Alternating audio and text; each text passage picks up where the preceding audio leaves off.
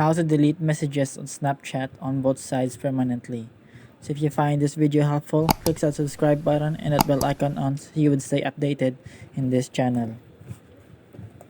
So right now what we would do is go to our Snapchat. So this is a very easy and quick process if you have sent a wrong message or you want to delete a message. So the first step is to go to the chats of this Snapchat by clicking on the chats icon. So go to a chat or go to a conversation. So I will show you that I will type in a message here that will be sent to someone. So this is just an example. Okay, so if you want to delete a message, so I am going to delete this good message. Just long press on the message and there's a delete option here. Just click on delete.